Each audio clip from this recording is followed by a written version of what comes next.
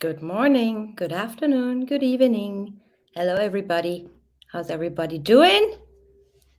What a week! What a week!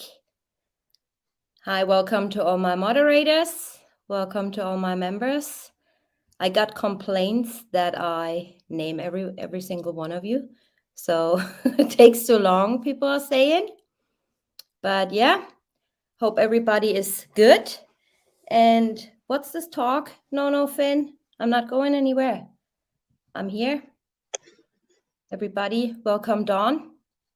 Hello, good people. Welcome to our show.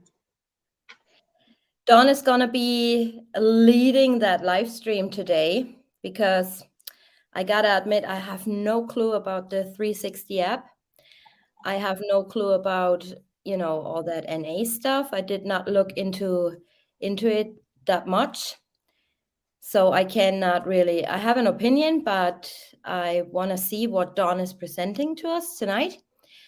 And yeah, I wanted to do the Andrea Knabel case today, but I had invited a friend and she's unable to make it because I told her too late.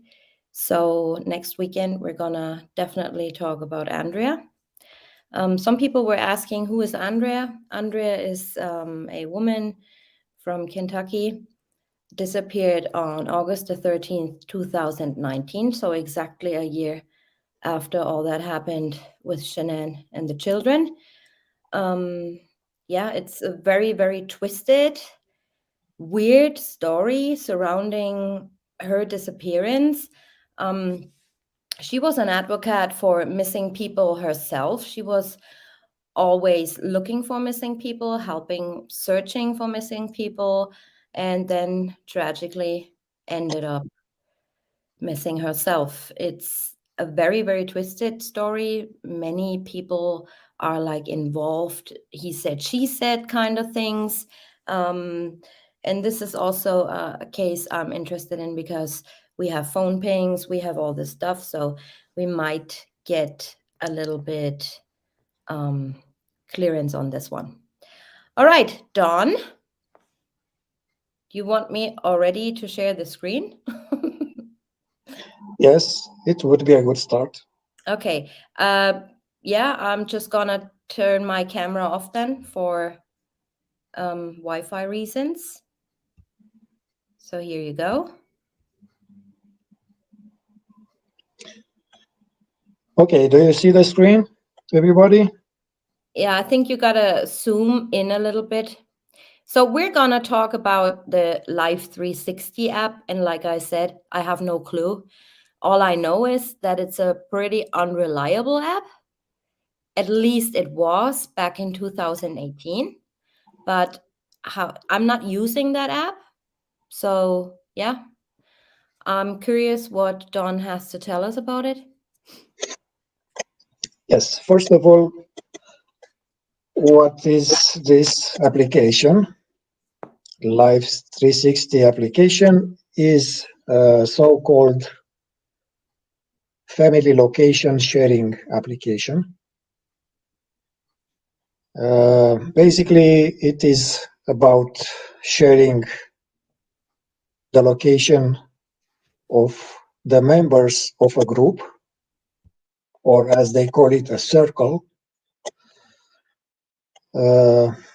Most often, the group is a family, and it is well to know where the members of your family are all the time, as accurate as possible. And I will start by saying that in 2018, the application was not that reliable, as Tanya said. What I mean is that depending of the type of subscription you had, the accuracy could be higher or lower. I don't know exactly what kind of subscription NA had. I presume is the silver one that for instance, does not allow to see the location of your members in real time,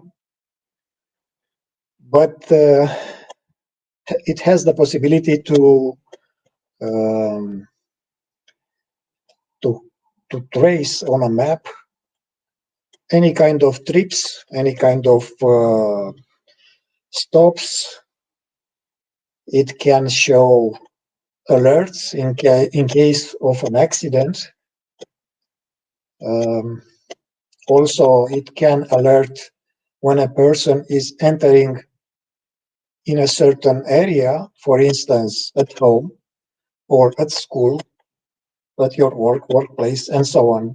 Those are locations that can be predefined so that the application will issue an alert each time one of the members is reaching that location.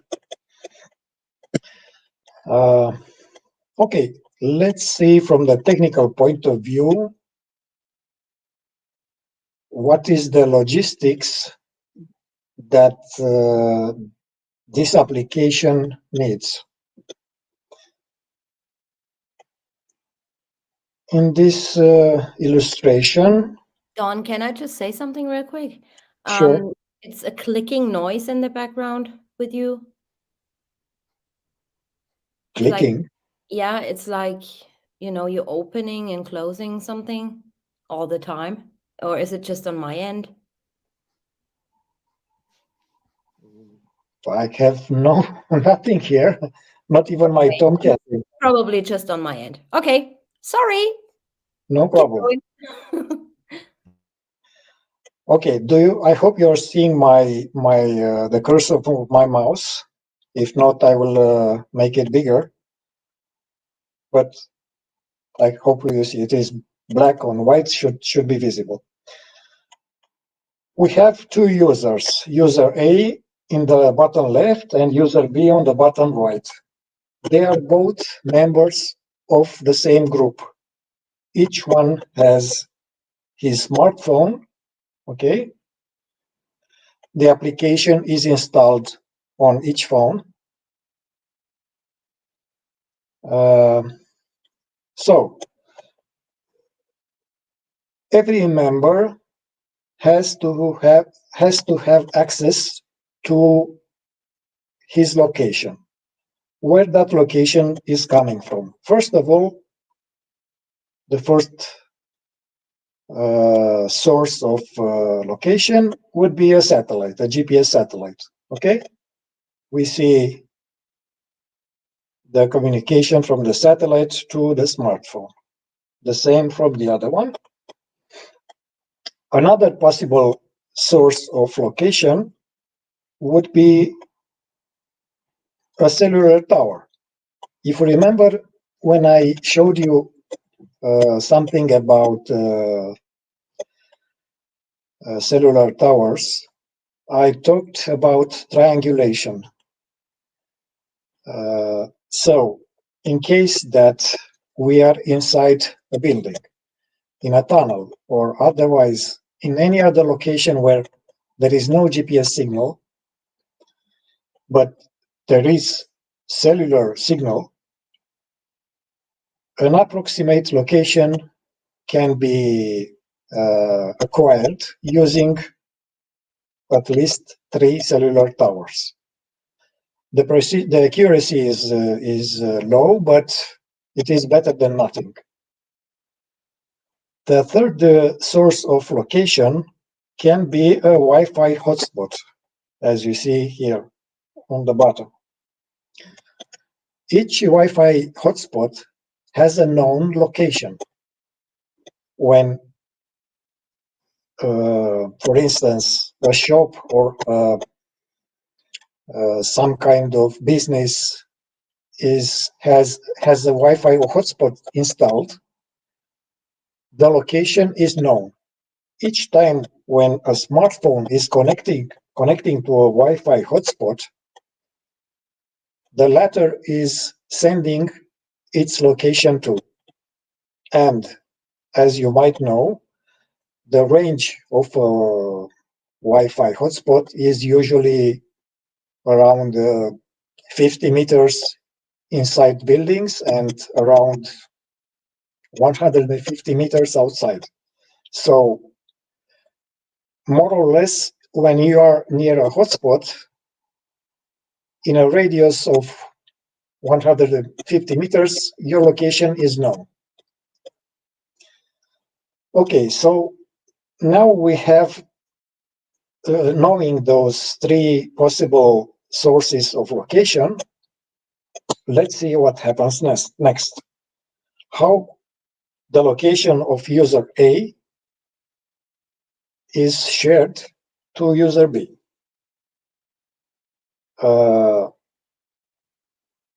The only possibility to share the location is by the cellular network. You see this blue lightning symbol. The location goes to the closest tower, then it is relayed to the next tower and so on, and then to a server that is the property of the Life 360 authors. I mean, you might ask yourself, why don't they send the location directly? Well, first of all, the application has to check if what member of what group wants to share its location. That is only one of the reasons. Another reason is that when somebody is buying the application, he creates an account that is stored on a server, like you see here, and the moment the application wants to share the location, his identity has to be checked against a database of accounts in this server. Otherwise, that means that person has not paid a subscription. So let's say that everything is okay, the location reached the server, then the server knows the number of members in that group and is transmitting that information using the cellular network to all the members of that group.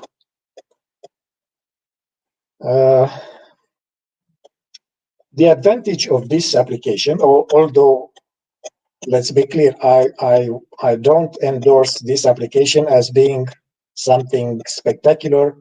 I'm not inviting you to buy. I don't have stocks or any kind of advantage from them. It has pros and cons.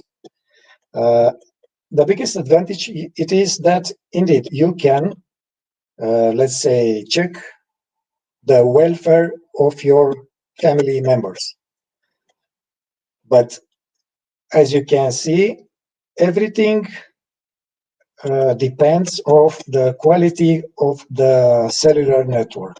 The moment when the signal is bad, everything goes bad too. There is no alternative method to overcome this disadvantage. So the authors are inviting all users to. Can I just ask something real quick, Don? Sure. I have a question. So that 360 app, what's the difference to significant locations of iPhone?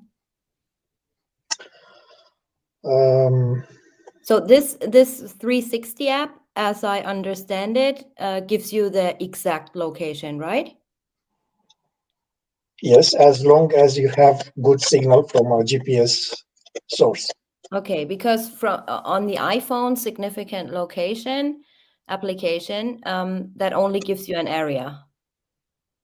Does that have to do with that the location of iPhone is working through satellite only? If the significant location can be shared with another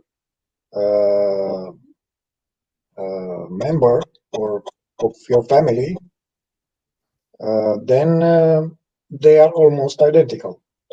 No, it can't.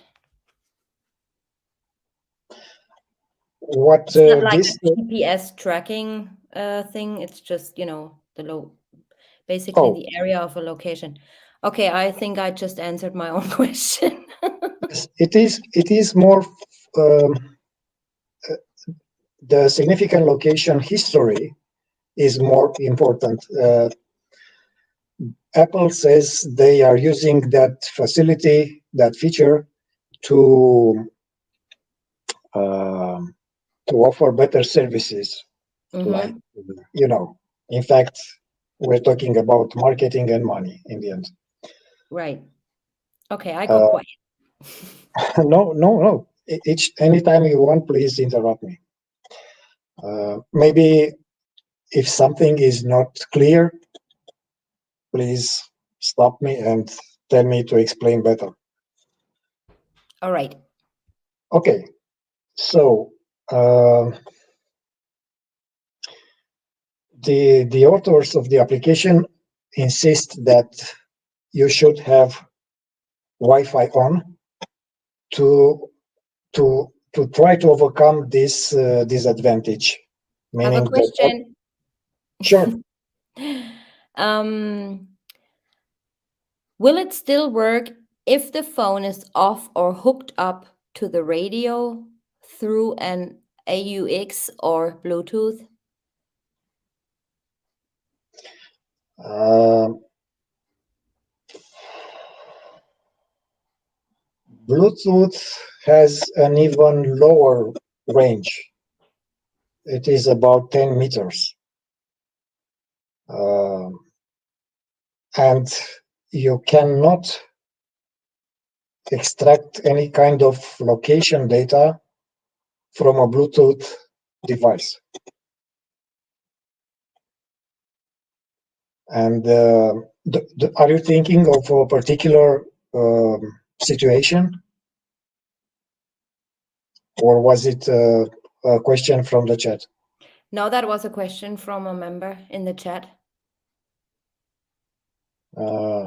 If that subscriber is thinking of a particular situation, it would be better to tell me exactly what is about.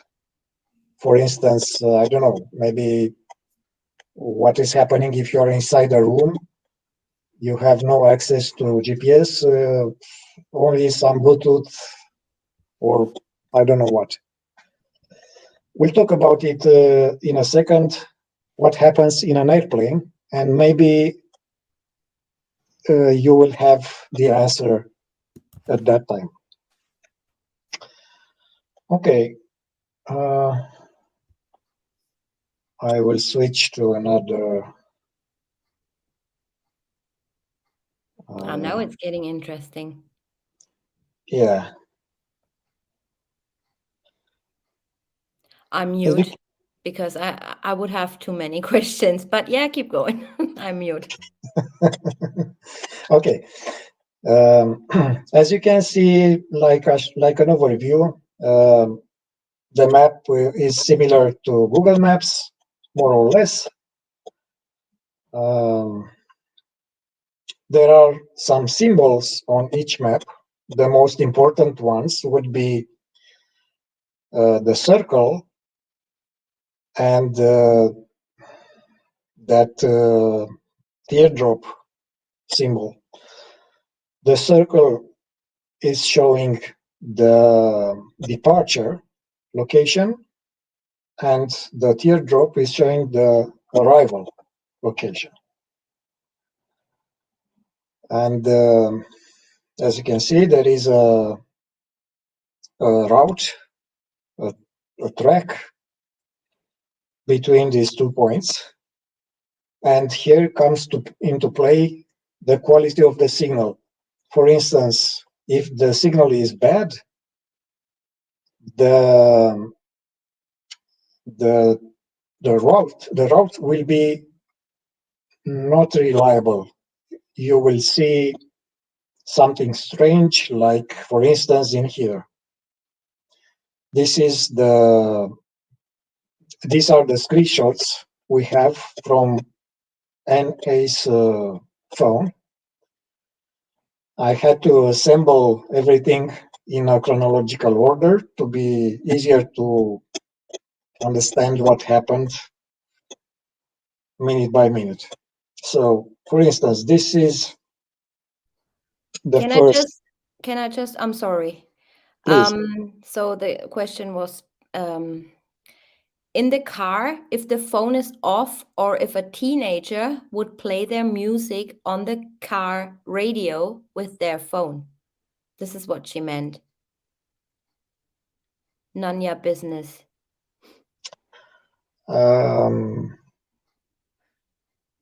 Playing music using the auxiliary source, for instance, the stereo jack, has nothing to do with this application.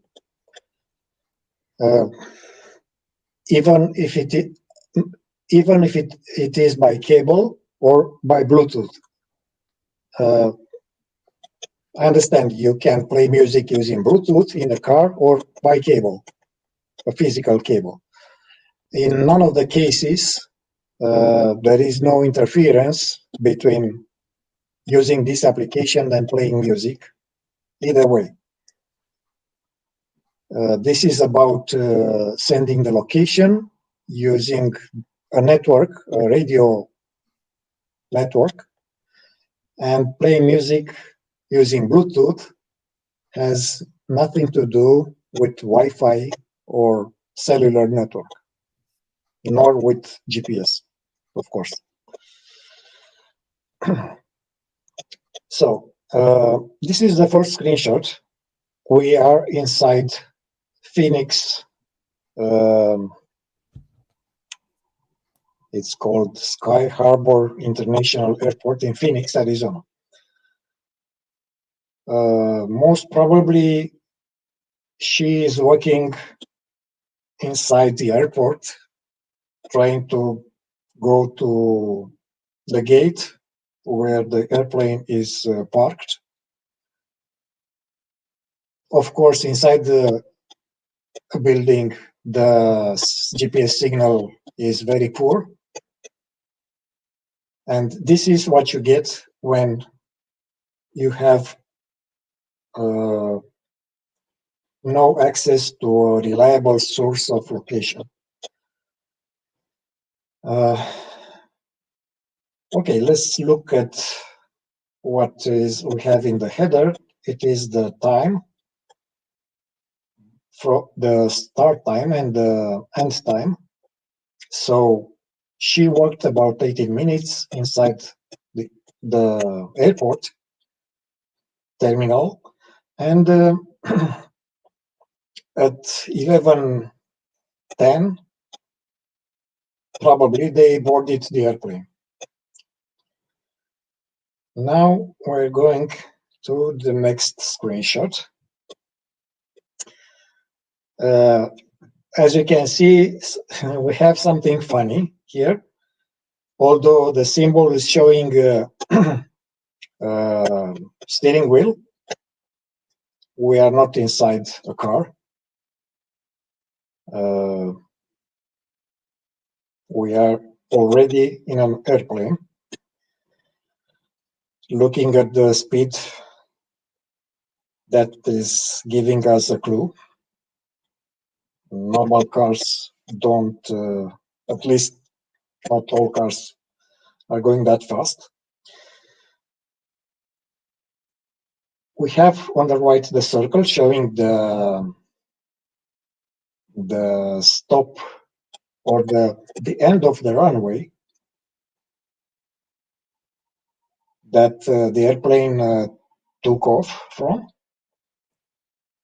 And we have, after 11 minutes, a destination. How could that be possible? Why don't we see the entire trip from Phoenix, Arizona to Denver, Colorado? Well, let's go back to our illustration.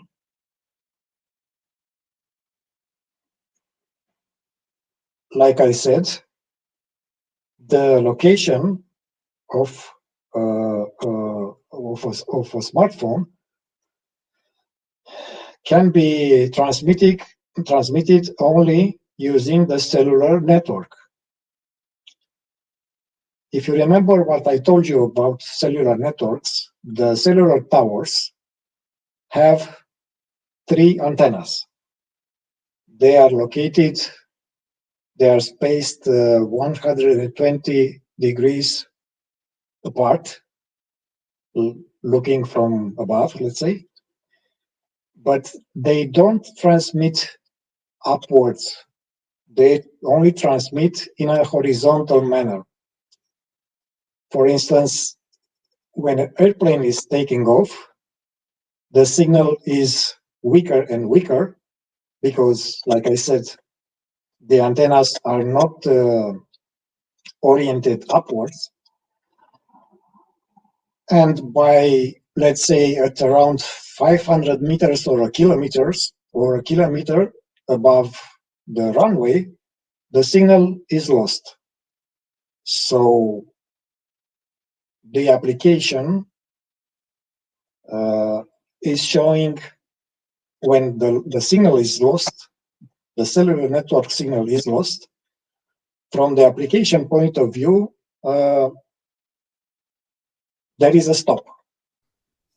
Instead So of not, as soon sorry? as the plane takes off, she lost her connection. Connection, yes. After 11 minutes. After 11 minutes, let's say, taking into account that the airplane had to wait for clearance to take off, I would assume maximum 1 kilometer in altitude when the signal was lost. Okay. And by that time, the speed of the airplane was 207 miles per hour. Okay, to be sure that what I see here is true, I took an extra step, and if you remember, I have told you that my background is in aviation. I have access to a software that is showing that is helping the pilots to create a route between 2 airports. This is an application called the JetView from Jepsen, a very well-known company in aviation. And I took a screenshot from that application that I have it on my laptop. And as you can see in here, in magenta, we see 3 runways at Phoenix International Airport. They go from east to west, as in our screenshot, right? And something else I want to show you. Okay, this is the runways in more detail. For a pilot, this is like common sense. It is something they work with every day. I'll try to make it bigger. Okay, as you can see, even the The green spaces between the runways are identical, exactly like we see in here. Well, more or less, but you understand. So at 11:22, the network signal is lost, but we don't mind. At least we know why that happened.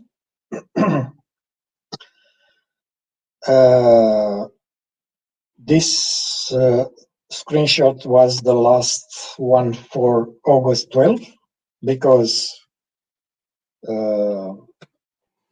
when NA and Shanann arrived in Colorado, it was already August the 13th. The trip took almost 2 hours, 1 hour 50 or something like this. And what do you see here? We see exactly the opposite of what we saw in Phoenix. Like the moment when the cellular network signal was intercepted, the location was acquired and transmitted. Although we see here a circle that usually is showing the departure position, we're talking about the position while being in an airplane around 1 kilometer in altitude and going towards Denver International Airport and trying to land. You'll say, okay, but why those lines are so abrupt? What is happening here? Well, the answer is very easy. If we look to the next maps showing the Denver International Airport, first of all, this, okay, I understand, it is complicated. It looks complicated. When you see something like this for the first time, it is a disaster. But it is a disaster right now for me. it is understandable. What I wanted to show, it is this area. It is runway 26. The airplane is coming from the left, from the west, let's say. And you see, this is path V8 to land on runway 26. This is the flight path. The path that an airplane has to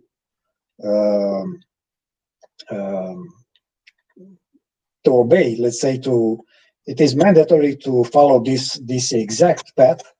Otherwise, he will not have a license the next day. So the airplane is coming from west to east, and then in order to land on runway 26, it has to turn to the right. We can see better what is happening on the next slide. Yeah, you guys, if you have any questions, I'm the wrong person to talk to about this. I have no clue about the 360 app, but I think Don's very happy to take any questions you might have at the end. Yes, please write them down, and I will be happy to answer. Thank you. Right now, I'm not seeing the chat, and even if I would, it is very hard to present and to take the answer to questions. I'll let you know. Sure, no problem. As you can see, this is a map that is showing what path should be followed depending on what direction the airplane is coming. For instance, we're interested in this route. He's coming and has to take a right turn. Of course, there is lots of data, altitude, speeds, and so on. We don't care for now. So this is more or less what we see here. But like I said, depending on the signal, the location is more or less accurate. And let's not forget, in an airplane, the signal is not that good. The fuselage of an airplane is made of aluminum, and the signal is weaker inside a metallic tube. Okay, so at 1:23 a.m., more or less, NA exited Denver International Airport. 60 miles is the distance from here when the network signal is intercepted to the terminal of the airport where you exit the airport. Next. This is very easy. We are in a car. This is the zoomed out map. The circle, as you remember, is the departure of the trip, the Denver International Airport. We see here a little detour, then destination. This screenshot has something weird, I should say. Can you zoom in a little bit, Don? Sure.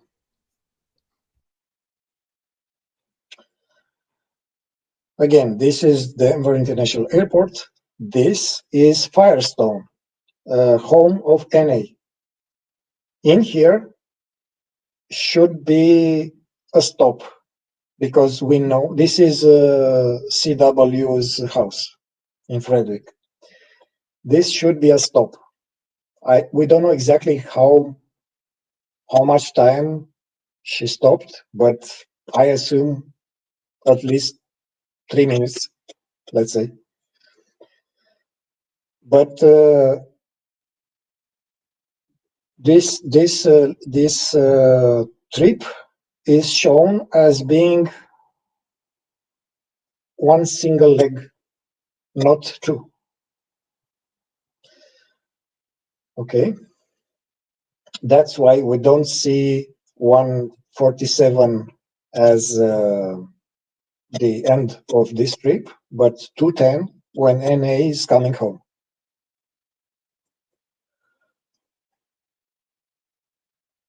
Then she stays at home from 2:10, where we left before, up to the next day in the morning. The same day in the morning, 10:41.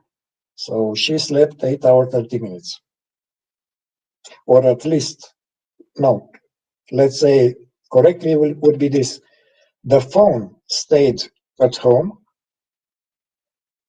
in that location for 8 hours and 30 minutes. Smart people will understand why I did this correction. Okay, what is happening next? Oh, I have something else. I try to represent on Google Maps the most probable route for each leg. This is in Google Maps. I try to mimic what app Live 360 shows us. This is in much more detail, but you see that they match more or less. You see this one and this one, and I only represent it from the route from Denver to Frederick without the stop to Watts' house. Next, NA was very worried about Shanann. She texted, she tried to call her. What does a concerned friend do? What is a friend tries to do? I would go directly to her house, right? No. She goes from Firestone. By the way, although in here is Frederick, this is Firestone. Let's try to I want to show you something. The location of Watts' house is in here. Let's look at this intersection, and his house is in this location in comparison with this intersection. And in here is Firestone. So she went from her home to Longmont, a 60-mile drive trip. It took 30 minutes, average speed, okay? And she stayed at this location, and I wouldn't bet my life with that this is the exact location, but presumably I think she looked for a house for a friend. I'm not sure. Maybe the subscribers are sharper than I am. I'm more into technical stuff. So she stayed until 11:46. By that time, many things could have happened with her friend that she was so worried about. But no, she didn't go directly. She went to this location. What's next? A new trip from Longmont down to Shanann's house. You see the intersection, CW's house. A 40-mile drive. She arrives at 12:20. That is important. Keep that in mind. 12:20, she arrived at the house. She stays at Watts' house for 26 minutes until 12:47. Do you remember something about 12:42? Okay, we'll talk about it later. But we got to talk about this in detail, though, because there are many questions in chat right now. Okay. There is an alert at 12:42 that is showing garage door open. Before this alert, there was another one showing that somebody is at the front door. The doorbell camera picked up NA, and Chris phoned her back and asked her what is happening. And you know the rest. But what I want you to take into consideration, she was there, or at least her phone was there at 12:47 when that alert occurred. It's not like she went away and then that alert happened. No.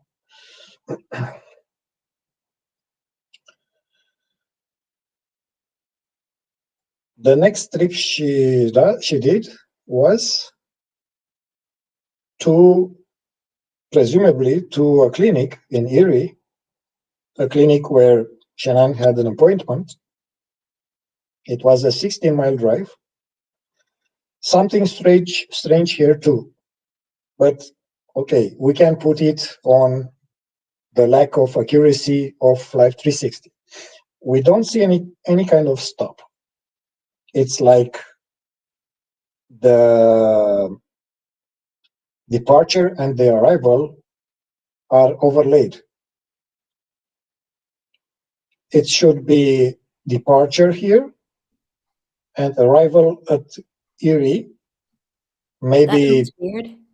Maybe 5 minutes stop to ask the personnel if she came there. If I remember correctly, she said that although it was not legal, the personnel told her that she didn't come to that appointment. So she went back. Super Sunshine Sue is saying she idled her car. But what I'm asking is, why don't we see that little circle for the departure, like we see in any other screenshot? There are two possibilities. One, she didn't stop. She just went there, circled around, and went back. The other would be that the application was not that good in 2018. Right. By the way, the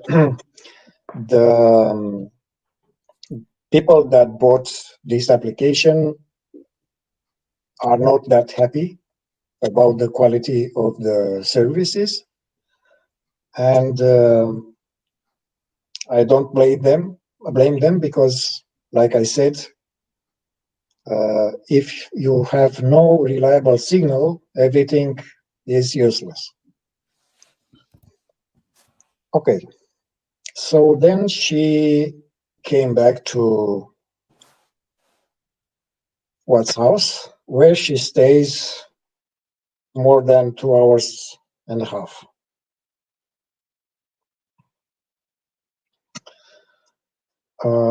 Let's see, I have, okay. This is on Google Maps from her home to Longmont. This is also in Google Maps from Longmont to Watts location. This is the trip from Watts house to Erie. Okay, let's go back. Okay, then she makes a 1 mile trip.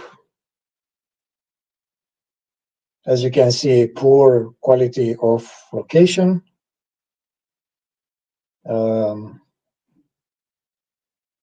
I think I tried to see what is there.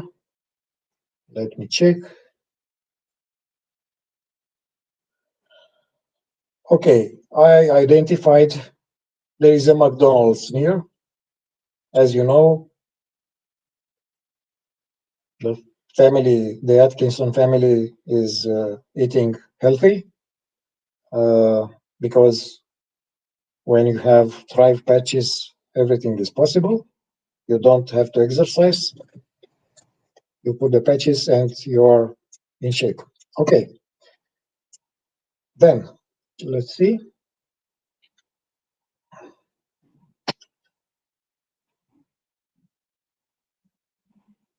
From that location, she goes home.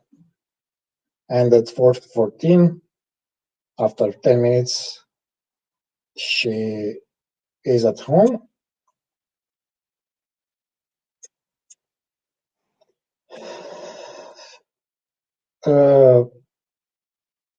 Immediately, without any kind of stop at home, she goes back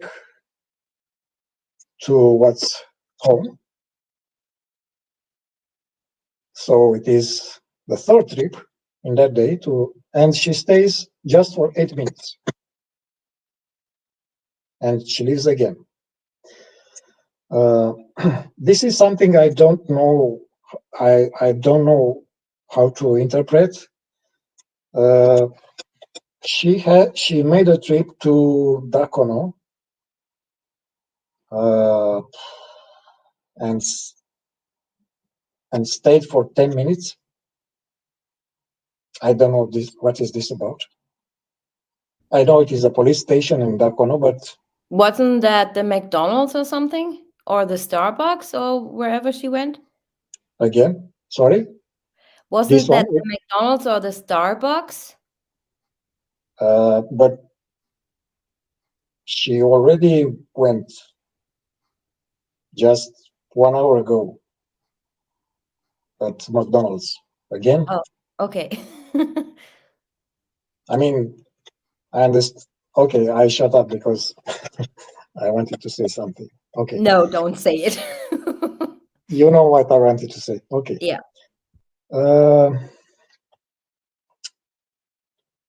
So at 4:53, she goes from home. No, sorry. From that location in Dacono, she goes home, and she stays almost 3 hours at home.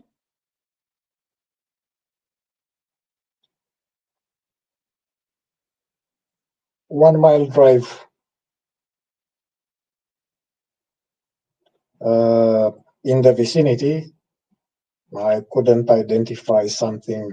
Let's see.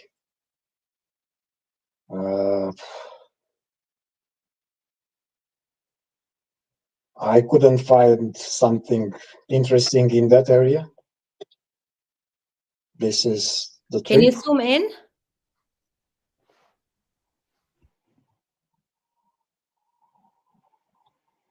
This is her house, and this is Onorato Garage. But Onorato is a lot of things. Onorato Park. I don't know what is in here.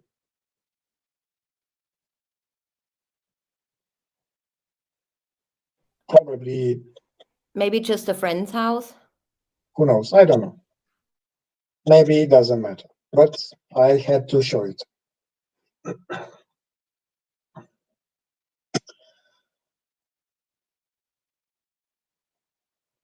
So it is 8 p.m. Oh, she went home, and that's about it. And all the activity for August 13 ends here. She stays home. Her phone stays home up to 11:26 a.m. the next day.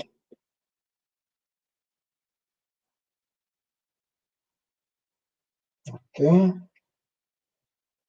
The first trip is a 6-mile drive to this address, Steeple Rock Drive. I don't know exactly what is there. Maybe our subscribers know. She stays 47 minutes. She stays 47 minutes at Steeple Rock Drive? Yes. A Steeple Rock Drive is right the street down from the Watts house? Yes, indeed. Yes, it is. Huh? Maybe she parked. I don't know. Somewhere I else. didn't. Okay, she didn't find a place to park because it was too busy, too many journalists, police, and so on. Maybe. We don't know. What day are we talking? Tuesday. Oh, yeah. Hmm. Yeah, because she had stuff to do. Let's see. Hold on a second. Hold on. When we see on body cam, don't the officers arrive at around 10 on body cam? To ask for permission to search the house? No, they arrive with the officers arrive, and that is the day the dog search is happening, right? Oh, yes, yes. So on body cam, you see, I think if I remember right, it was around 10:15 or something. And when Chris opens the door, she comes out. So how can it be that she arrived there at 11:38 when she was there 1.5 hours earlier? That's why I prefer to say the phone was in that location. That is so weird. No, maybe we are not accustomed with yet with what happened. Okay. Officers, incredible content. Thank you so much. Here for the content. Officers arrived at 11:30 a.m. Okay. But she arrived according to her 360 at 11:38, right? Or 11:26? 38. 38. Yes. 8 minutes after police arrived. Okay. Okay, but we see her walking out the house. Yes, I remember that. And Sleepless in South Africa is also saying she had the phone in her hand. Multiple phones. Yeah. Right. Okay. So she stayed 47 minutes at what's house? This is This is something I gotta look into because that's really weird to me. I don't understand that. Could it be because the app was not very reliable back then? In terms of time, I think it is reliable. Not in terms of position accuracy, but no. Phone's embedded in her skin.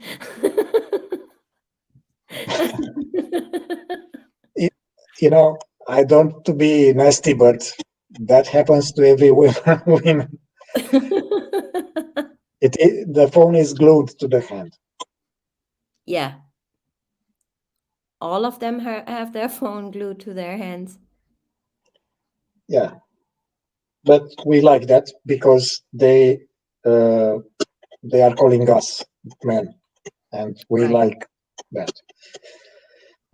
So she went home. She stays home about half an hour. She takes a short trip. Okay, we see McDonald's. We know why. It is lunchtime.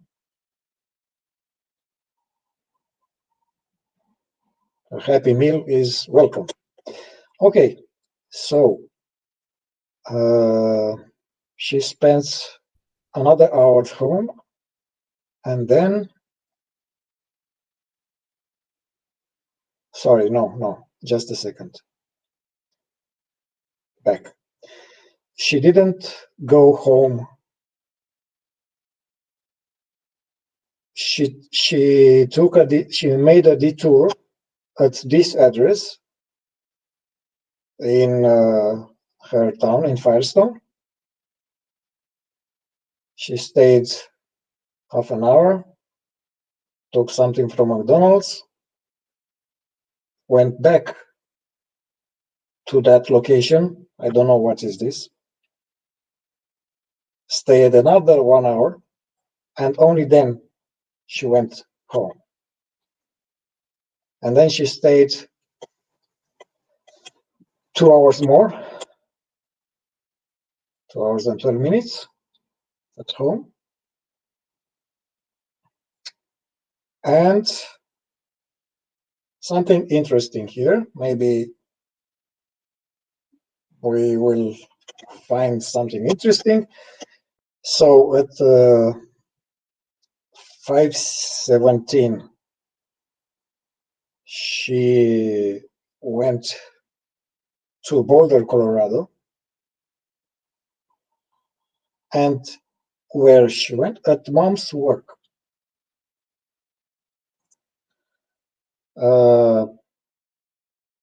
I'm not sure. Probably her mom is working in Boulder, Colorado.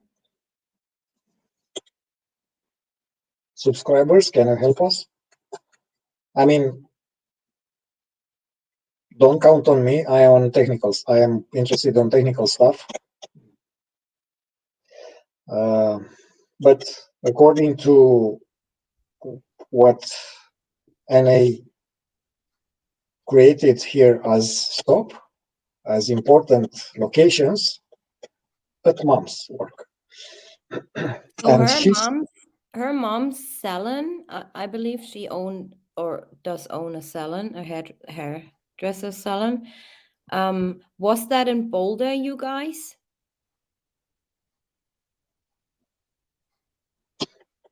Does anybody know?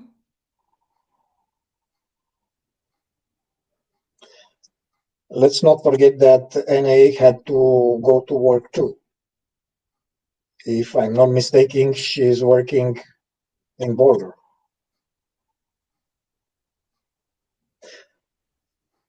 So Yeah. Nanya maybe Business says for 12 hours from Tuesday 6:02 p.m. to Wednesday 6:13 a.m. at mom's work. Tuesday to Wednesday night, Tuesday night to Wednesday, she stayed at mom's work, according to Life 360. But could be her workplace. Maybe she had a night shift. I don't know. What? Super Sunshine. Nate's mom's missing truck was found in Boulder, Colorado on Tuesday. It was stolen on Monday night. I did not know that. Let's not complicate things too much. But yeah, Truth Seeker last name 12-hour shifts, but from 6 p.m. to 6 in the morning. Could be. Shift at her work during the night.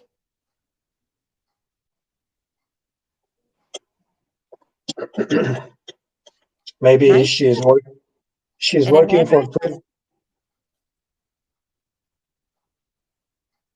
Okay, write it down to see what we can find out. Yeah. And that is all. Let's see what I have left for you. Phoenix.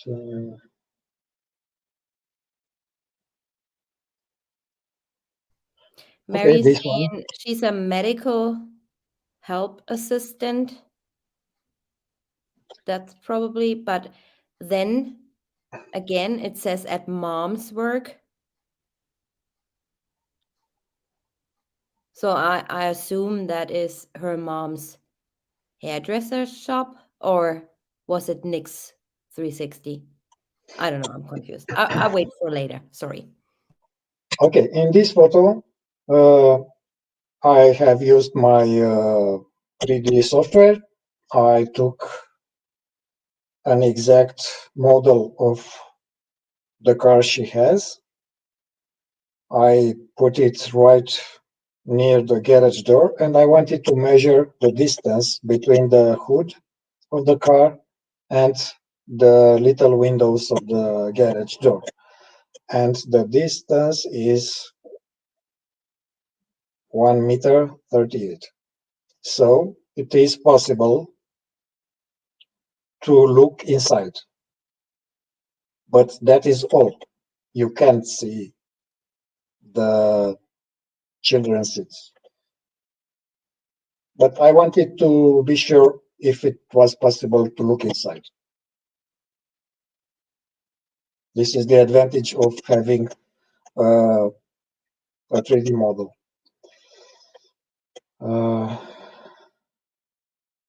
Okay. For those wanting to know what I am about to do about this reconstruction, I need more data. Maybe somebody can help me. I need to know exactly what kind of bulbs are in these lamps. I mean, the power of those lamps. These two, and the third one, which is up to the right, and any other light source that could have an impact on the shadows in the driveway. I have no problem putting the sun in the scene at the exact time, at the exact location, and so on. But I have to know the light intensity of each light source, the lamps, including the lamps from the truck. But that doesn't mean go and unscrew one of these light bulbs, you guys. No, please don't do it. It is enough if somebody is taking a photo from below, maybe we can see what is written on the bulb. Don't destroy any property, of course. Yeah, I'm gonna ask around as well. Yes, we're thinking of the same person. Weren't they solar powered? Sorry? Weren't they solar powered? Those lights, the outside lights. It doesn't matter what energy they are using, but it is important to know the intensity of the light when they are on. Okay. Because some of these lamps, the closest lamps, have the most have the biggest impact on the shadows. Also, let's not forget the lights inside the garage. Right. So, outside lamps, inside lamps, truck, cabin light lamp, maybe other significant lamp on the street.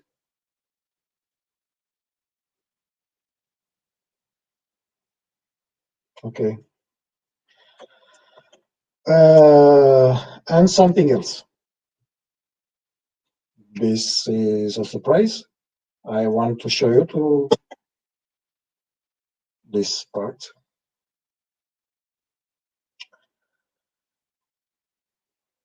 These are the informants I talked to you about. I will show you 3 of them.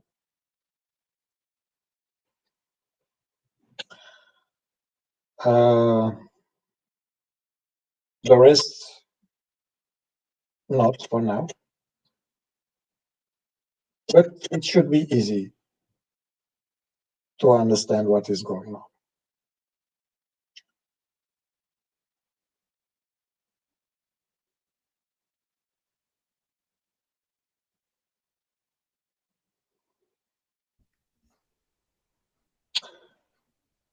That's about it.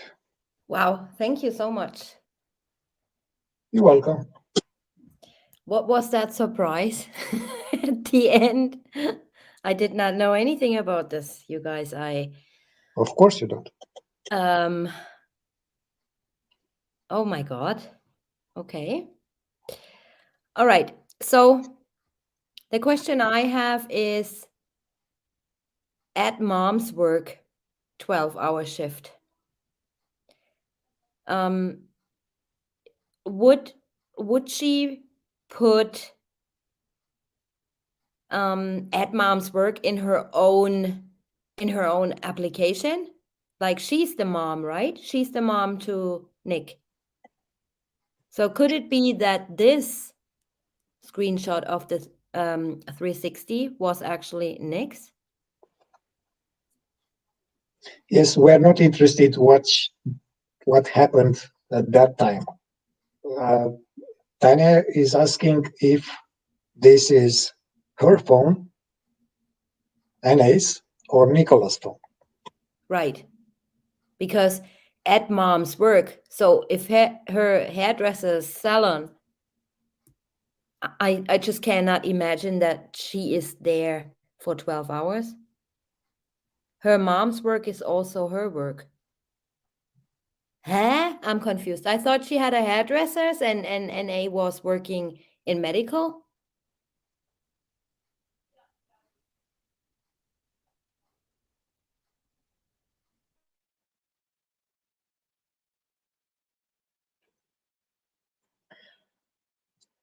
But let's not speculate. Only if there is proof, we should put that information as something sure. Hello? Yes, Tanya. Okay, sorry, my Wi-Fi was gone. I was saying it makes no sense putting at mom's work if it's her workplace. So this had to be Nick's 360 screenshot.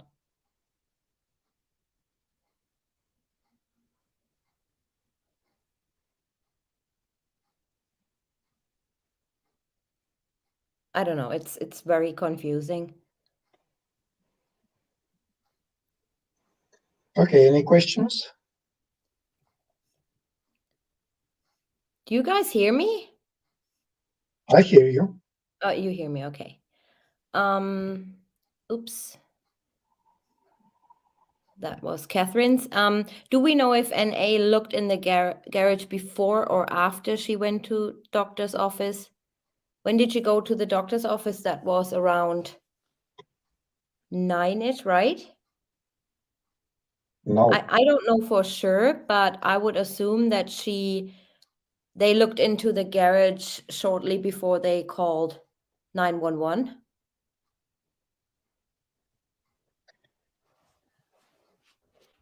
But I'm not sure.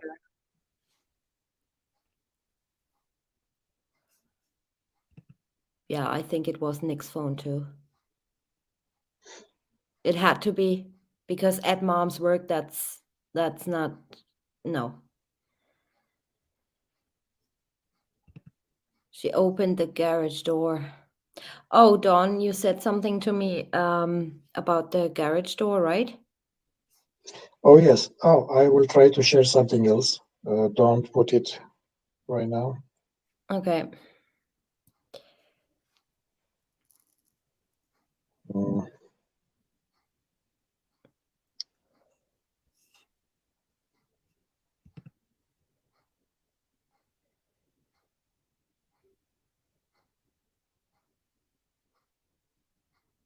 Right. Maybe she's loaded now after getting some money.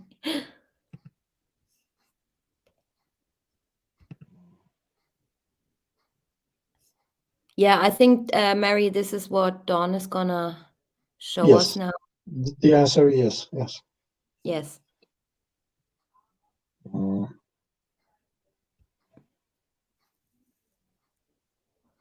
Right.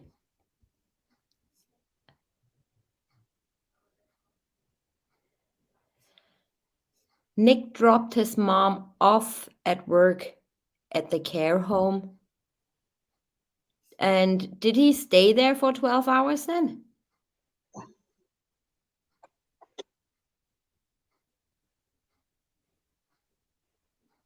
It's really weird to me. Let's not forget how Nate was friends with FR. The moving van came too fast for my liking.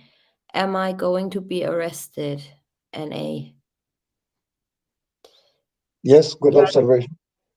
Yeah, I think it says in the discovery, right, that Tammy Lee called her after learning about the GPS. And then she is asking, am I going to be arrested for whatever reason? Do you want me to share this? Please.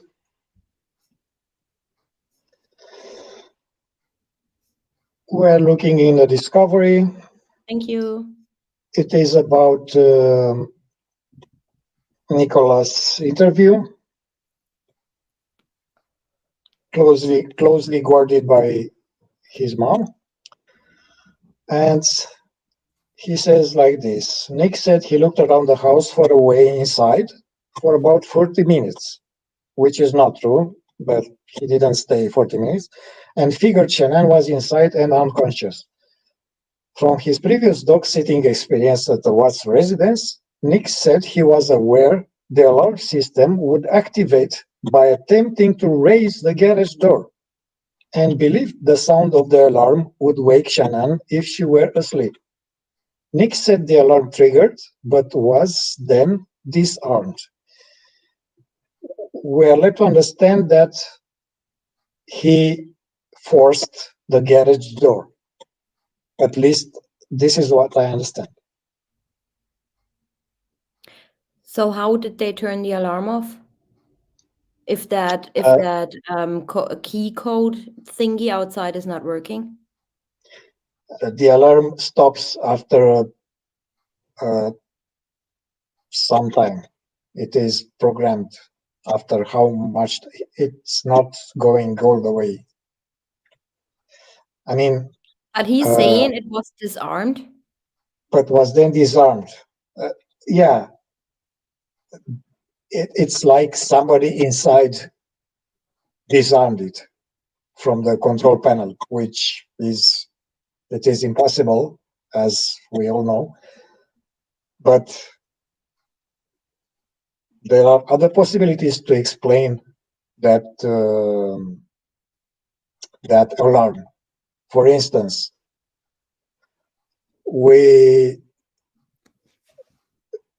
NA told us that when she went to Watt's house, she couldn't get inside on the front door because the latch was put and she was that prevented her to enter. So maybe there was no latch. Maybe she entered the house after Mary she is told. saying, Mary is saying one of Shanann's friends also said in her interview that the door latch was never used, but that day, on the 13th, it was latched. Exactly. So let's try, at least for me is the first time, let's try to speculate, because when there is no more information, what can we do then? Speculate. Okay, this is Let's, speculation, you guys, no facts. okay. She entered with her beloved son. She took a tour of the house, crying her eyes out, screaming after Shanann, and so on. She was not there. She then they have to get out. As we know, they can get out through the garage door or through the front door. What if they put the latch at the front door, close the front door, just to let the impression they never entered the house? Then they went in the garage, opened the garage door from inside, like Chris said, it is possible, and also to close it. Close it from the inside, get out quickly, and we have an alarm.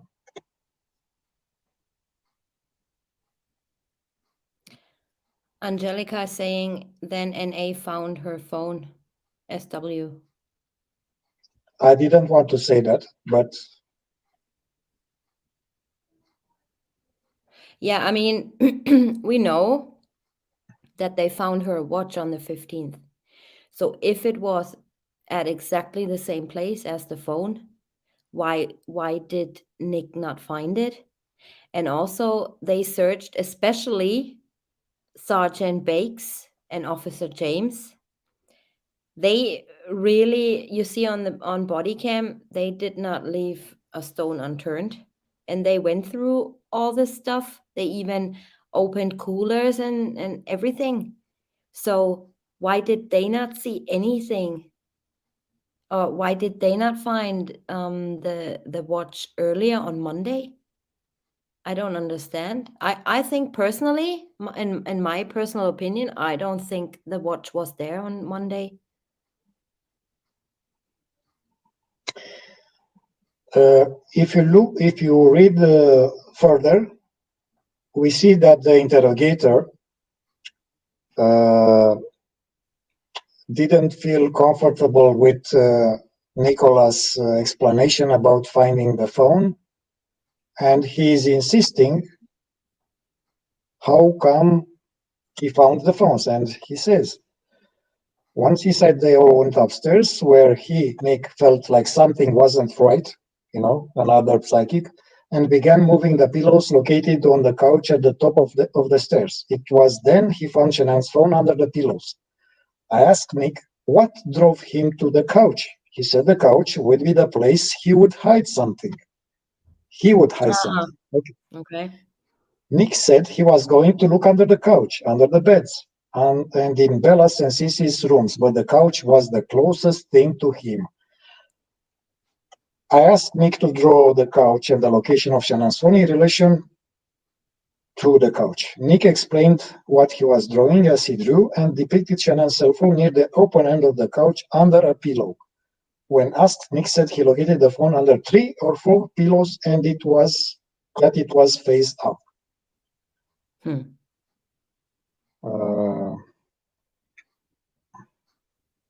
Then something else about the role of Nate, our friend Nate.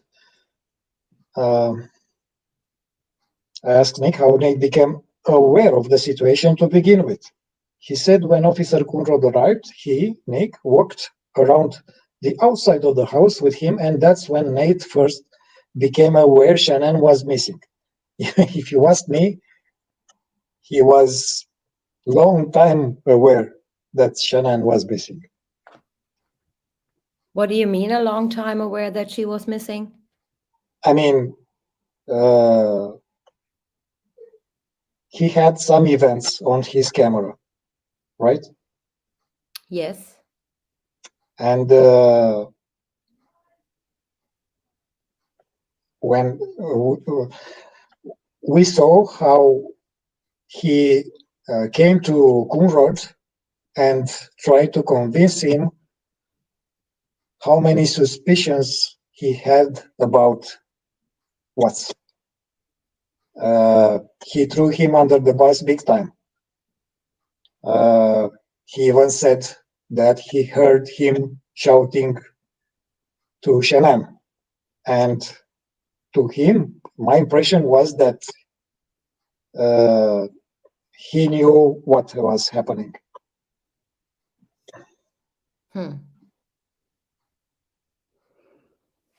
I mean, he was very happy to bring Chris down. Yeah. Okay, let's say this happened, let's theorize. Why wouldn't they tell police that they were in the house if they were?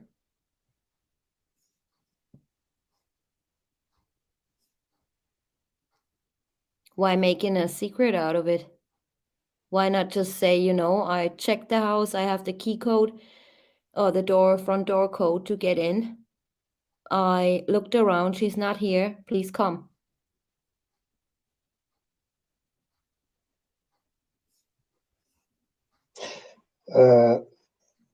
Nate would hear them if there was some kind of recording device inside the house.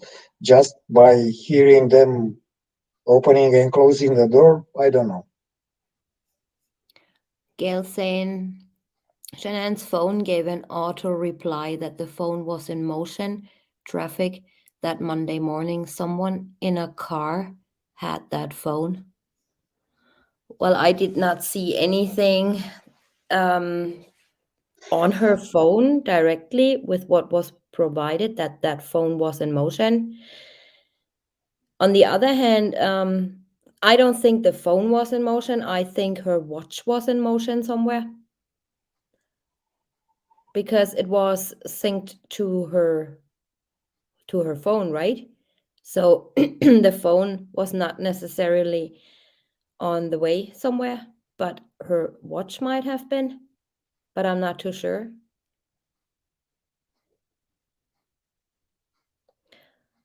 Rachel, I think there were listening devices in that house listening in. Oh, that's interesting. I think that too. How? Why would you think that? I can't tell you publicly. Okay.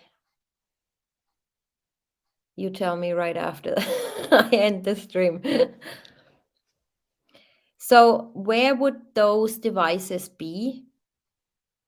Do you think it through cameras, through speakers? Hmm. Wireless devices, uh, not cameras, just microphones, wireless microphones.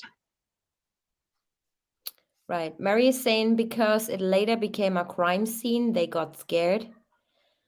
But um, if somebody's saying she just took off with the kids for whatever reason, would you think at that very moment, she could have said to the 911 dispatch, she could have said, you know what, I walked in, she's not home. So they did not know at that time that a crime occurred. You get what I'm saying? I mean, they did not know at that time, she called the 911, that a crime occurred. So why not saying I was in the house? They couldn't have known. She said many things, including that she has diabetes.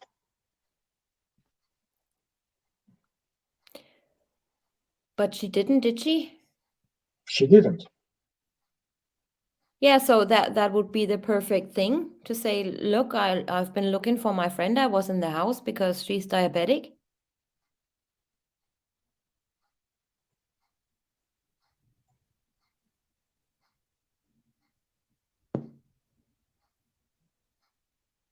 It's I just don't understand. I mean, none of us ever were in a situation like this. Well, I wasn't, but I would do anything. It was kind of weird to me in the start when they said, oh, they looked through the garage door windows and then saw the child seats in her car. And when the body cam came out, I was like, how the hell would they see the seats in her car? There's no way. That is clear as day. Both windows are tinted, if I remember that correctly. Yes. Hmm. I think we gotta get into this a little bit more and make up our own minds and see what we can find. Uh, my conclusion is that the police had to come quick and enter the house. Yeah. Something that Also, Watts didn't expect. right. Also talking about the latch, right? When they are saying it was always down because of the children. So why wasn't it down when Shanann came home? Because when Chris was sleeping and the children were sleeping, and it went according to what he says that he was sleeping, why didn't he put down the latch? You know, if Bella was such a light sleeper and they could have opened the front door, me as a mom or a dad, if I go to sleep, I put that thing down. But then Shanann wouldn't have, you know, access to the house. So this is also something weird. And it wasn't an automatic thing, right? It was a mechanic thing, so you have to physically put it down, that latch. Let's start with the girls. Do you know any time when they went to bed and fell asleep naturally? No, I don't know their family. I don't know. I can only go according to what is out there and what people are saying, and that is that they took some sort of stuff for their allergies or something, which make them fall asleep. There you go. You have the answer why they didn't put the latch during the night. During night. Yeah, but then they also say he never parked in the driveway, and she and Shanann did not want him to open the garage because that would have woken up Bella. Her room is right on top of the garage. So something doesn't add up here. Somebody's lying. And we can't ask Shannon anymore. Right. Sadly, yeah. But in my personal opinion, I do believe that the children were out that house before she came home. I Me don't know too. why, but that's just that's not a fact or anything. That's just, you know, from what I've seen, what I've read, I don't think the children were home when she got home. But I that I I think I can tell you why. Do you think, and me too? It is by elimination. what do you mean by elimination? When no scenario is holding water, Yeah, you have to get what you're left with. right. Yes, tumbleweed, that's my opinion too. I think whoever arrived after the 111-minute phone call took the kids. Yeah, it's just not, you know, I mean, come on. Would he put bodies? Let's say, all right, let's say the kids were alive and he put them in the truck. There is so much that does not speak for that because we have geotab, right?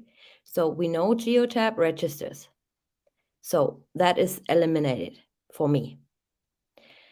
Then the second scenario, would he really take bodies out the front?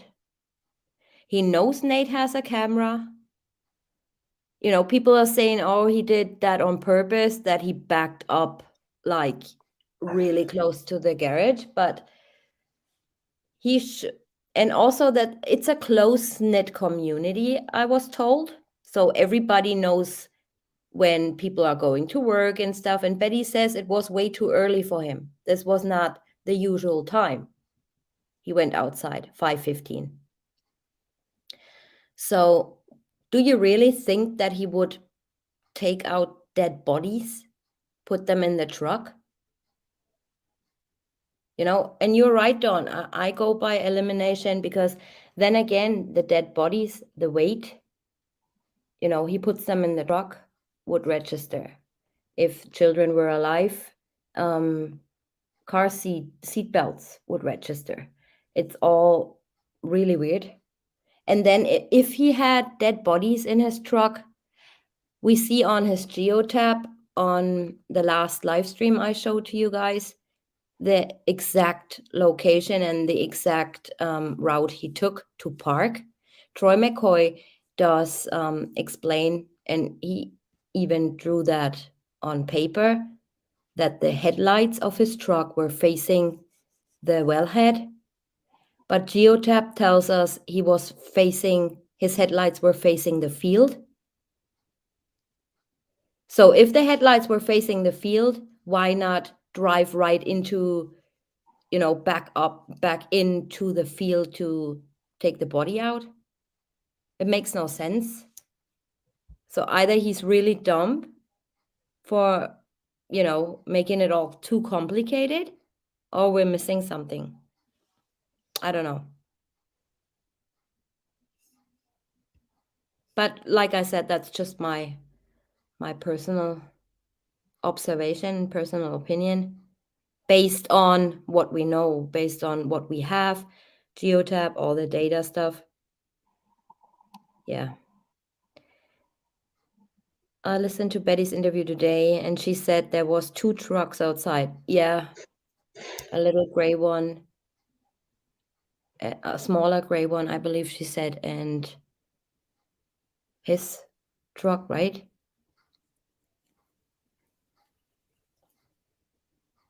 The neighbors never heard the girls scream or cry. If they were present that morning, someone would have heard something. Yeah, but what about if they really took medications and they were kind of like, tired, wandering around? Could be too. Or they went with somebody they knew.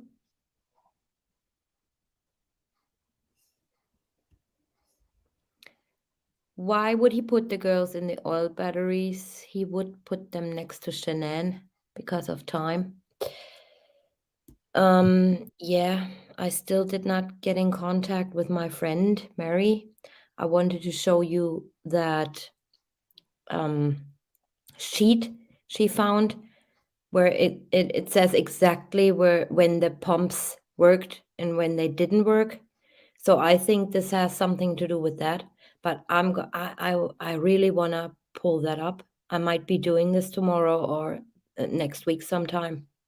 That's very interesting. If you guys see that, it says, for example, that the the oil well did not work or stopped working on Friday, and it continued to work. I believe that was the Friday after, when they found the bodies, and it was operating only for a certain amount of days in August, and it was not operating in June, July. So what I'm asking myself, why was he at Survey in July when that well wasn't even working 2 days in a row? Right? I mean, if he does maintenance and stuff, that's fine. I see that. But going there the next day, that's kind of weird. When the wells don't work, there's nothing to check. I don't know. It is very weird. But I'm going to show you, and you can, make up your own mind about this and form your own opinion. I'm not an oil field expert or anything, but to me, it did look weird. All right. Any more questions for Dawn? I have a reply to what Angelica is saying. It's not why he put We can hear the you. girls. I have an answer to Angelica's question.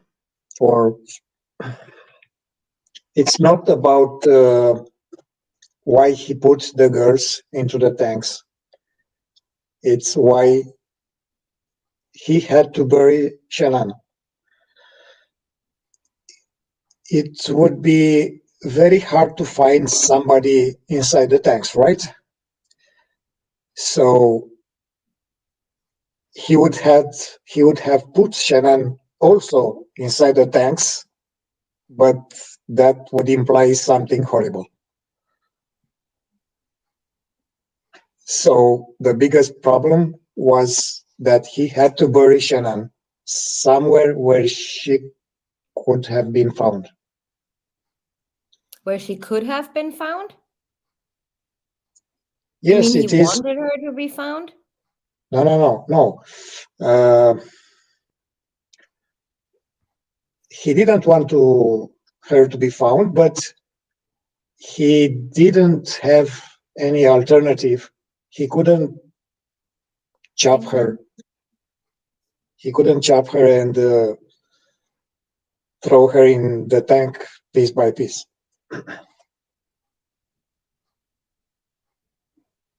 Yeah, there was no time. No time, and I don't think he could have done it. He could have That what? is, he couldn't have done it. I mean, chopping somebody in pieces is not for the faint-hearted. Well, murder is not for the faint-hearted.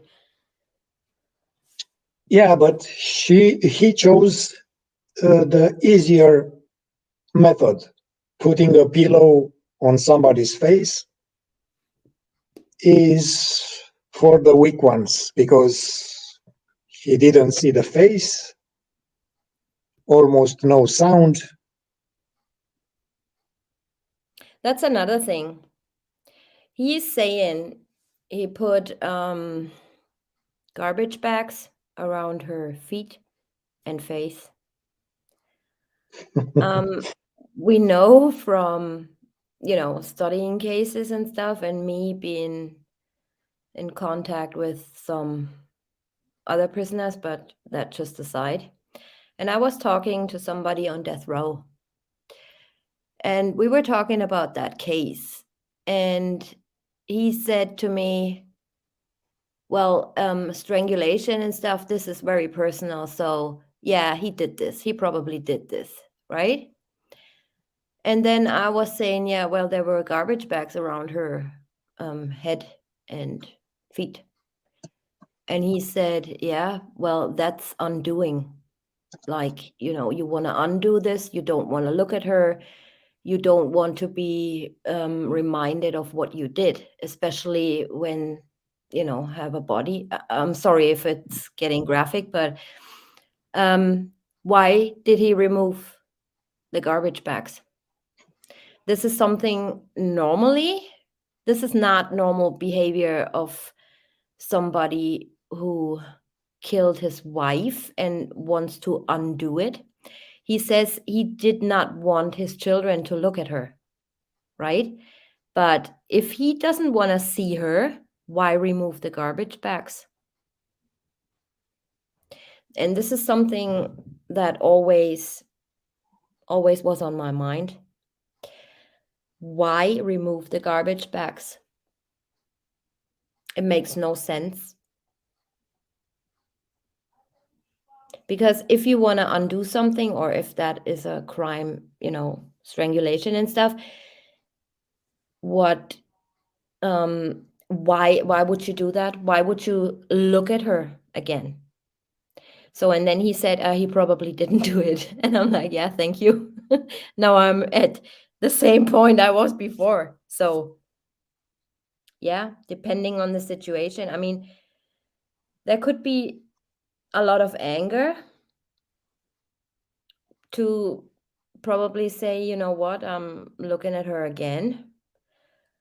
But I just don't, me personally, I don't see that happening. So why he would remove those garbage bags and not put her in the grave wrapped in that sheet, I also don't understand. Why it seems like he's making everything so complicated. And if he was in a hurry, why not putting her in, like he got her from home? Yeah, if he had her killed at home, put in his truck, um drove to the field, why making all these extra thingies like rolling her out of the sheet, removing the garbage bags, stuff like that? Why would he do that? If he was under time pressure, and if he was the one who did this.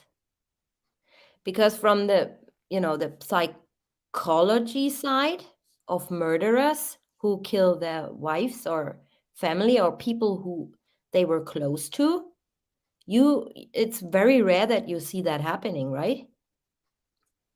This was, yeah, just some side thing I wanted to say. Yeah, why would he make everything so complicated? Exactly. If he was under pressure. And why would he have just left large black garbage bags at Survey, right? If he takes the time to unwrap her, to remove the bags, why leaving everything there? It makes no sense.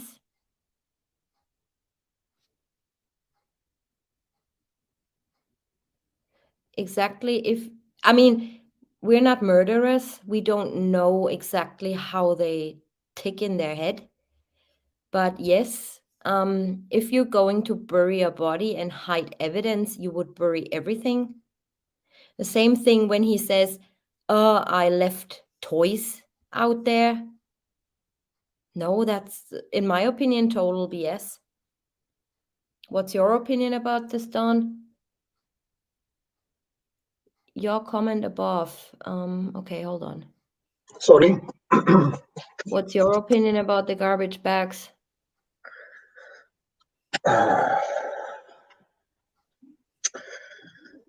It is hard to say. I mean, I was thinking of a quick Hold on a advice. second. You don't owe me. Please just type it again. I have a hard time finding it. Thank you.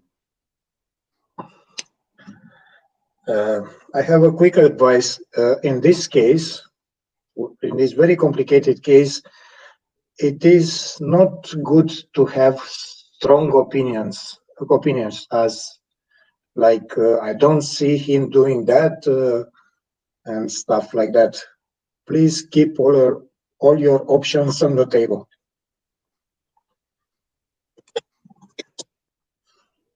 What do you mean? I don't see him doing that. I don't. I mean, obviously we don't know how the situation was like. But what I'm saying is if he was in a hurry and if he, committed that crime where 90% of murderers who kill their families and they try to conceal their crime, do not remove garbage bags or wrap. I had cases where people wrapped hand towels around their heads and stuff when they were Yes, shooting their wives and children. yes, I agree with that part, but I was talking about, like in general, uh, to people that have strong opinions saying that he didn't do the murders. I don't see him doing that.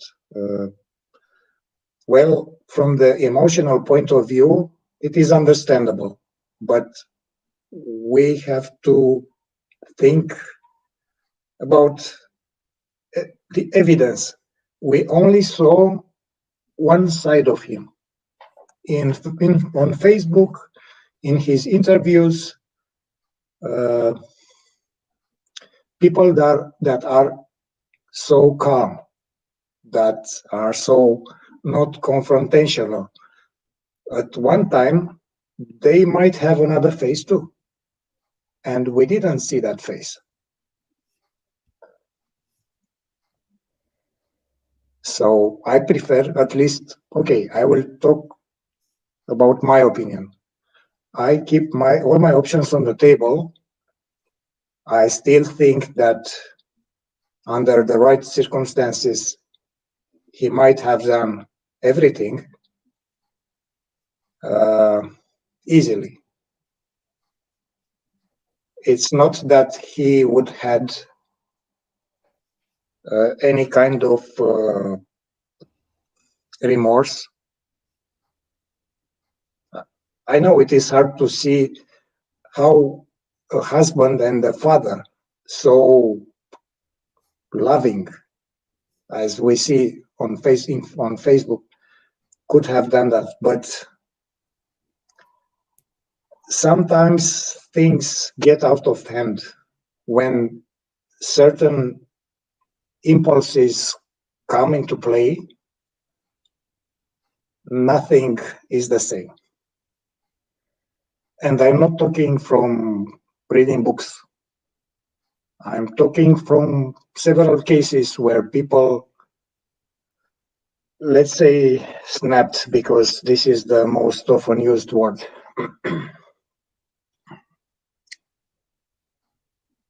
And he's not the typical family annihilator. No, that's for sure. But then on the other hand, we don't know, what was he thinking? We don't know these things. You don't owe me. In my life about did CW have real friends? I don't understand what the question is.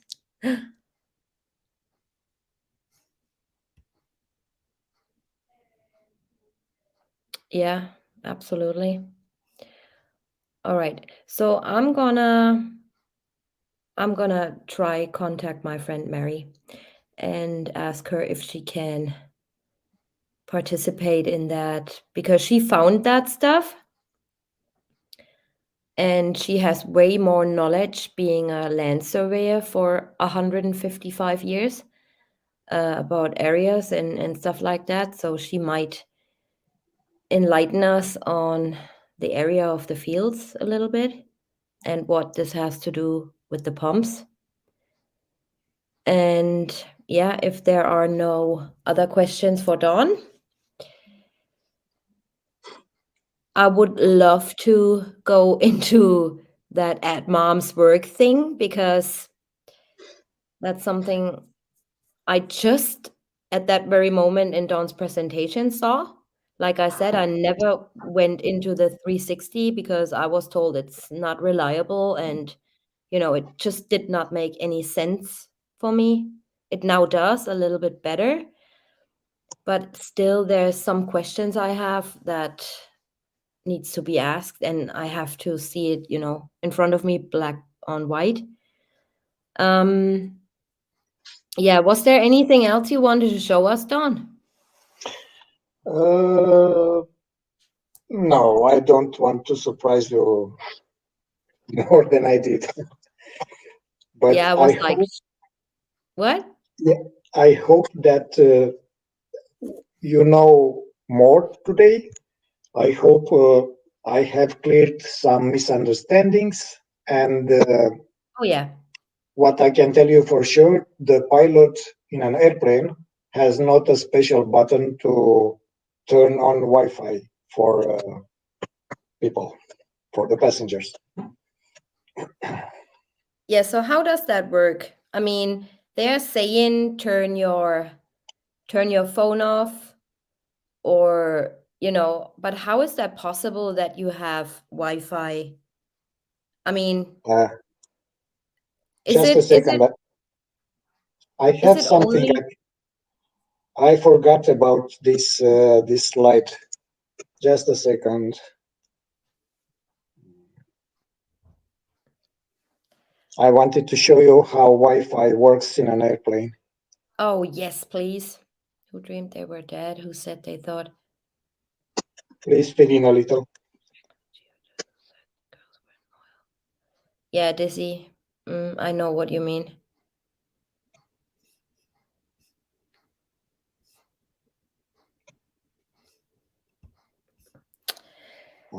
Well, yeah, even if she was there, you guys, I mean, he could have called her. We tend to believe that she called him all the time, but if you look at her phone records, that's not exactly true because he called her loads of times. So he was like clinging on her.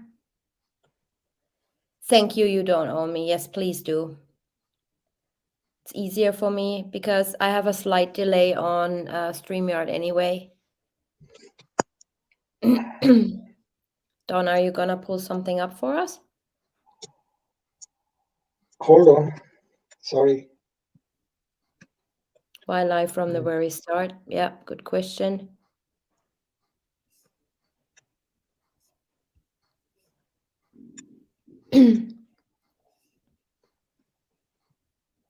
Intuition, maybe, Dizzy?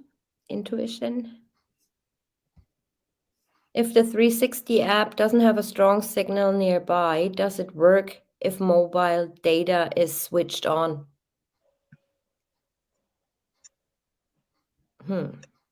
I don't know. Don, do you know? If one doesn't have strong signal, what kind of signal? Strong signal. Strong signal like Wi-Fi or something, I would guess. Because Caspi is saying, does it work if mobile data is switched on?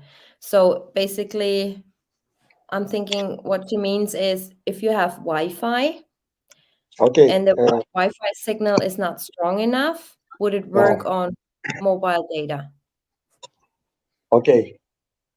Mobile data is working on the same channel with mobile voice.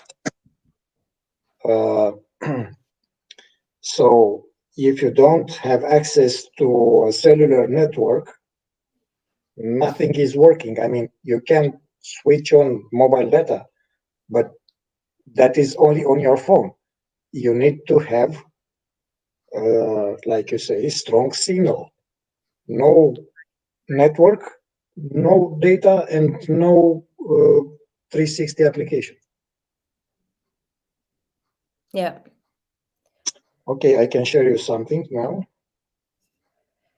Angelica, that was sarcastic.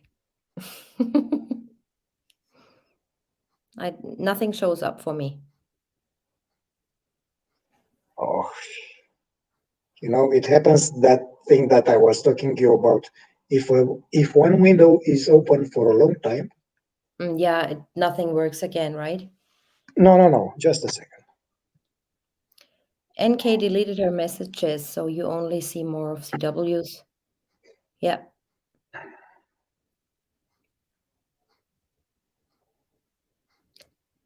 I would do anything to see CW's phone. Yeah, you wait. Work in progress.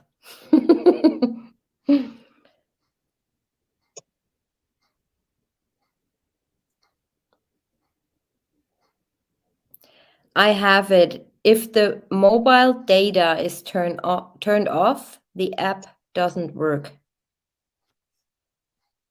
That's interesting. Oh, how cute. Okay.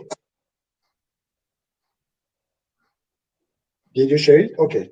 That's a nice illustration. No, I didn't do it. I just overlaid something. You have way too much time on your hands. If you say so. I would disagree, but anyway. So for now, there are two ways of having internet in an airplane. First one is depicted in red. It is called air-to-ground Wi-Fi. The red is air-to-ground Wi-Fi. Yes, ATG. Okay. And the other one is satellite Wi-Fi. You can recognize the latter by looking at the airplane. The airplane has some kind of dome above. You see, that is inside. There is a special antenna that connects to the satellites. And if the airplane has air-to-ground Wi-Fi, there is another special antenna on the belly of the aircraft. Air-to-ground Wi-Fi is using similar towers on the ground, but um, the towers have other kind of antennas that are able to receive and transmit signals upwards to the airplanes. So in order to be able to have this kind of service on the ground, there has to be an infrastructure dedicated to this kind of service, at least until now. That is why, for now, the most used are by using satellite by Wi-Fi by satellite. In this case, the airplane is connected to a ground network via satellite.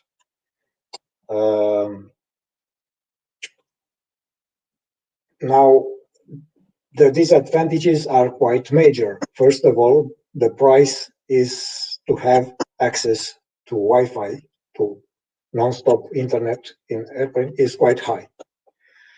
And the biggest disadvantage is the bandwidth is very low.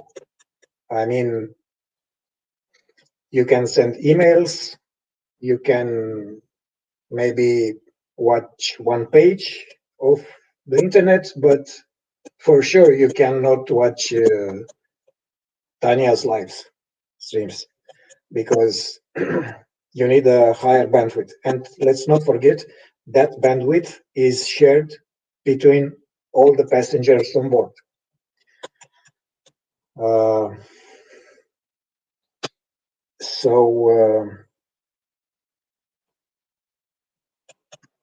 In 2018, this,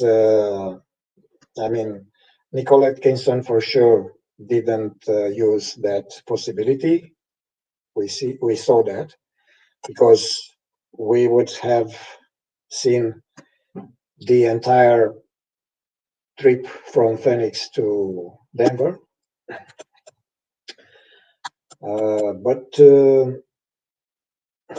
what can I say? For now, this is not a mature technology. Right. So if she had used plain Wi-Fi, I just call it, the satellite Yes, Wi-Fi that's provided by the airplane, we would have seen the entire trip on her yes, 360. yes, and Okay. with great accuracy, without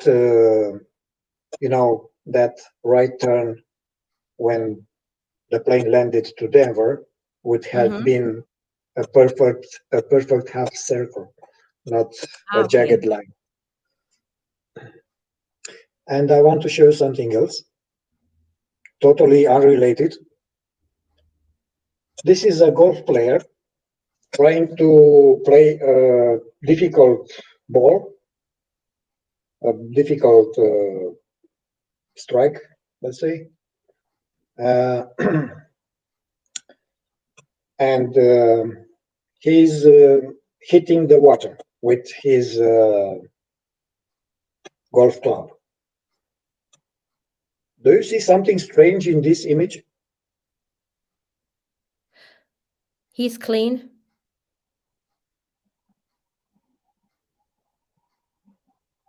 There's no, he's not wet or anything. Yes, something else?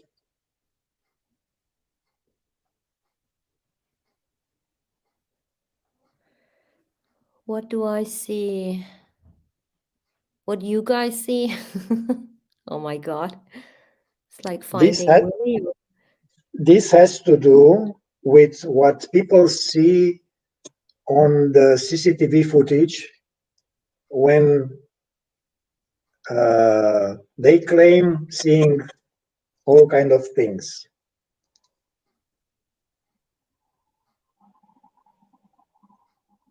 Blood on his leg. Catherine, where's the ball? Oh, sleepless. Well done. Where is it? Where is that comment from Sleepless? A wolf?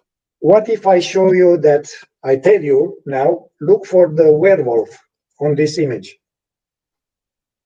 I see it. Oh my God. Do you see what the brain does to us? Yeah, you tell us what to look for and we see it. Okay. Uh, of course, it is something random. We see in here the head of a werewolf. And these are the paws. And these are the legs. And these are the eyes. Do you see it now? Yes. Everybody, I think everybody sees a werewolf now. Yeah, but this is, how your Okay. eyes and mind can trick you. So was just an example to understand that sometimes our brain is trying to recognize patterns, and it creates things that are not there. Right. Yeah, because you see all sorts of things on his camera in the unenhanced footage. Like it's very pixelated. Yes, they are called artifacts, and sometimes they combine in a particular pattern that might be recognizable. Right. In fact, there is nothing there. Mm-hmm. And this is just an example I had in hand.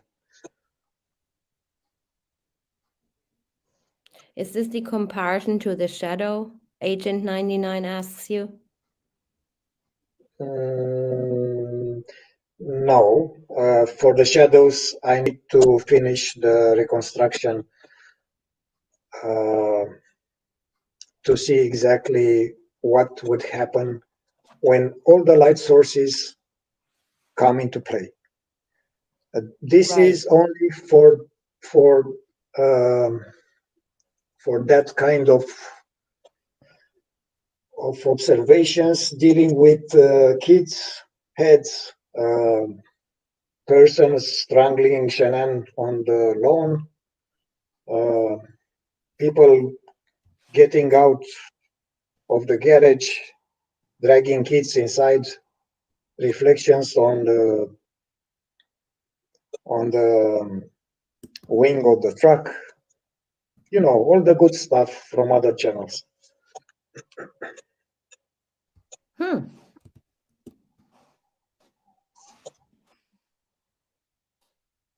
That's so cute, that little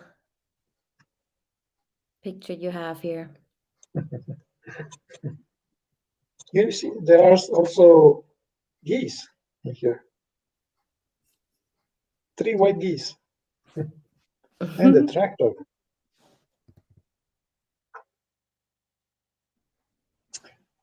All right, you guys. That was quite interesting for me as well. I did not know what Dawn had prepared. Um, like I said, I had basically I was planning on going live with Andrea's story, and then Dawn said, "Oh, can I do the 360?" And I said, "Yeah, absolutely. Knock yourself out." So I was very, very glad and happy that he did it because I never understood anything about the 360 app. I wasn't interested because as soon as somebody says, "Oh, it's not reliable," then, I'm always thinking data could be missing, data could be this, data could be that. So if it's not accurate, I'm not interested.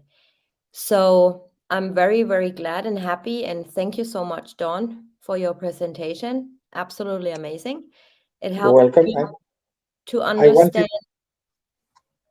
what? I wanted to tell your subscribers that we are not giving up this case and other Absolutely not. projects, and Yeah. we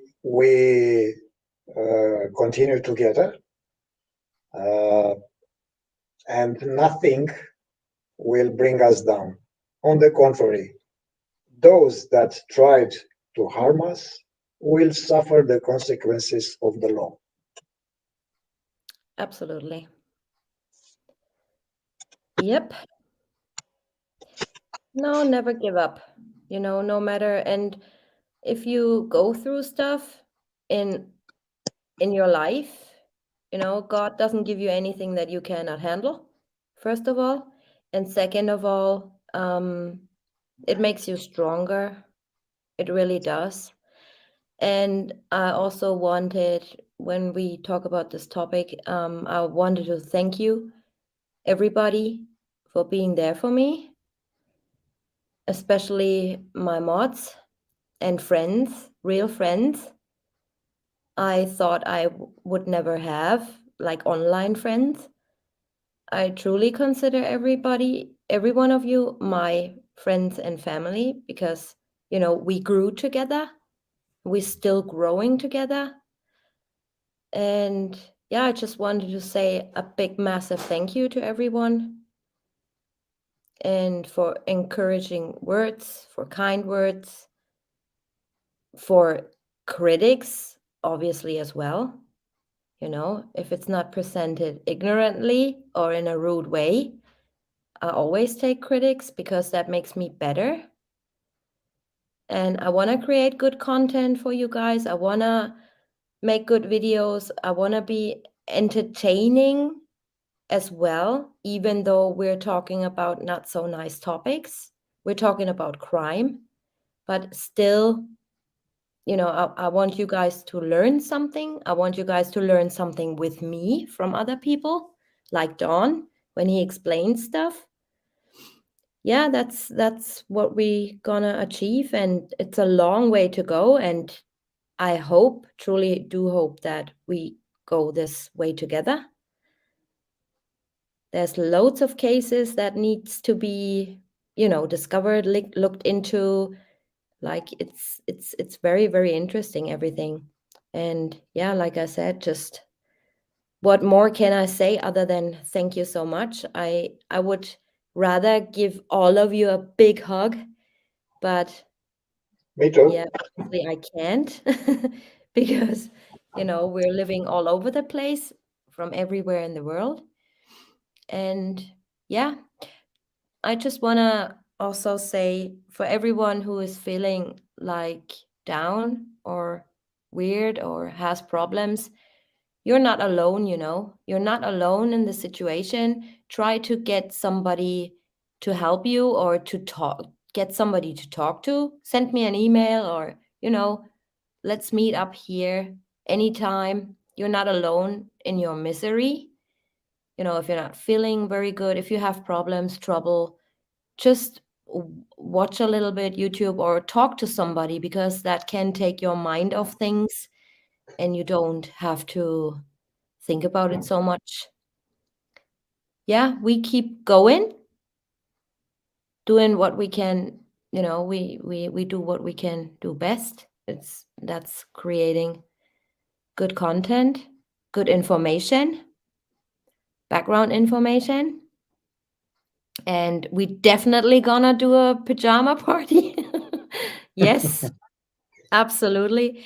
But I was planning, I was thinking, let's do like a pajama party when we don't talk about crime. Like that would be, I don't know. But let's get together. Yeah, let's do a pajama party. I'm absolutely up for it. And let's talk about, some ghost stories or, paranormal shit. I said shit. Yeah, paranormal stuff. I'm not a big believer in ghosts. For me, it's like ghosts don't exist. But there are definitely things in this world we cannot explain. And this is where it gets interesting to me. All right, you guys. Oops, forgot to turn my camera off. Sorry, on. All right, you guys, if there are no important questions that cannot wait and needs to be answered like right now, shoot. Otherwise, I would just end this here. I don't want to steal any more valuable time and of yours. I don't know what I'm gonna be doing. I'm gonna be doing a little read through of the discovery tomorrow. So tune in for that. If you have any questions, we can read together. Other than that, next week I wanted to continue with the timeline, but also wanted to do the Andrea Knabel case. So I don't know if that's gonna happen on Saturday or Sunday. Either way, Andrea Saturday or Sunday, or Chris Watts Saturday or Sunday, but I will let you know. Yeah. And without further blah, blah, blah, I wish you all a very, very nice day or a good night. Have some rest, enjoy your weekend, and I'll be seeing you guys tomorrow. Thank you for watching, and thank you so, so much for all the support that came our way. Have a good night. Goodbye. Bye bye.